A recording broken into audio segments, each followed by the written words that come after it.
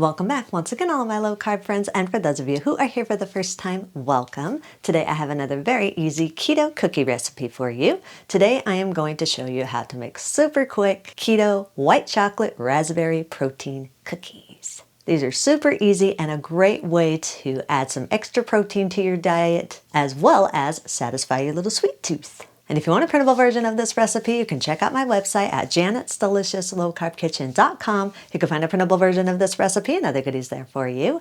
And if you're new to the channel and you want to see lots of easy, delicious, low-carb keto recipes, make sure you click that subscribe button and click the notification bell that's right next to the subscribe button. That way you can be notified every time I put out videos, at least every Wednesday and Saturday. And if you'd like to help support the channel, make sure you scroll down in the description of the video. You'll see some affiliate links. Anytime you purchase anything using those affiliate links, a small portion of your purchase will go to me and help support the channel. But before we get into that, I just want to let you all know that my website is back up and running again. They fixed that issue that was going on with it. So let's get cooking.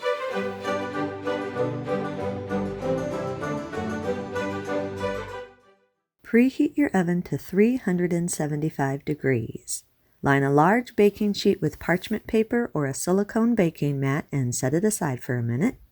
In a large food processor, combine 86 grams or around 3/4 cup of coconut flour, 5 grams or around 1 teaspoon of baking powder, a 1/4 teaspoon of salt, 63 grams or around 1/3 cup of the granulated sweetener of your choice. I'm using granulated monk fruit sweetener. You can use whatever granulated sweetener you want. You can also adjust this more or less depending on how sweet you want your cookies. Pulse everything together in your processor about 3 to 4 times or just until the dry ingredients are combined and there are no lumps in it. Add 2 large room temperature eggs, 75 grams or around a 1/2 cup of cold Greek yogurt. This does work better if the Greek yogurt is cold. Also, make sure your yogurt is Greek yogurt or a very thick yogurt. You do not want your traditional thin yogurt. You need the thickness. You can use plain Greek yogurt or you can use a flavor. I'm using strawberry flavored Greek yogurt. If you do choose to use a flavored Greek yogurt, make sure you check your ingredients and that there's no added sugars or non-keto ingredients in there. I use the Too Good brand of Greek yogurt. You can use whatever brand you want.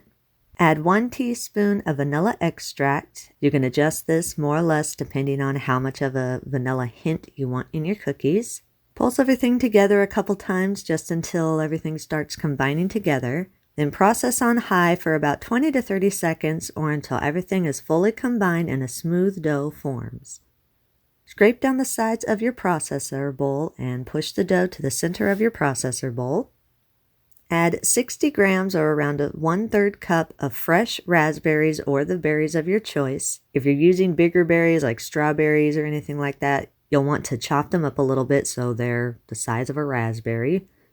Pulse everything together around 3 to 4 times to start chopping up the berries.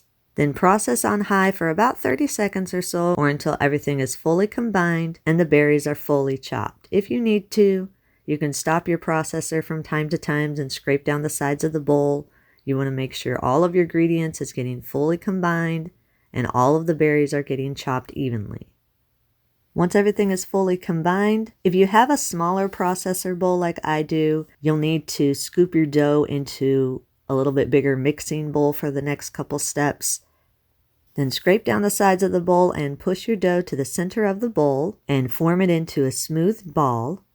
Massage the dough ball in your hands just for a little bit. You're just testing the texture of dough. You want to make sure that your dough is all sticking together. Then you're going to test the dough by taking a portion of it in your hands and just rolling it into a ball, rolling it around a little bit. You want to make sure that the dough is all sticking together. The dough is going to be very slightly moist, but it should not be sticky. Once you've tested the dough and you have the right texture, form your dough back into a ball.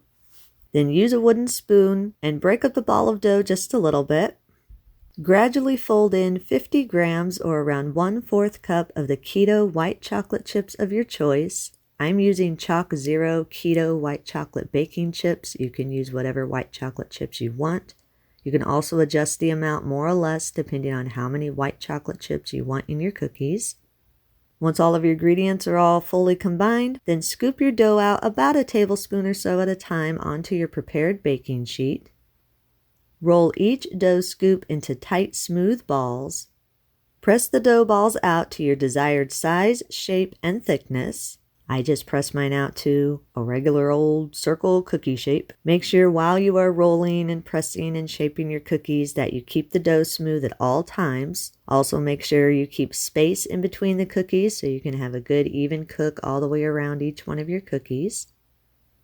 Once the cookies are all shaped, place them in your preheated oven. Bake at 375 degrees for 10 to 12 minutes or until the cookies are golden. Once the cookies are all baked, remove them from the oven. Allow them to cool on the pan for at least 10 minutes so they can firm up. After 10 minutes and the cookies are firm, transfer them to a wire rack and allow them to cool completely before serving them.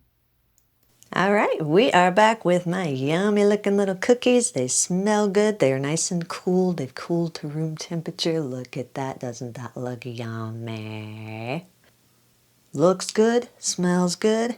Taste is the most important thing, right? Right.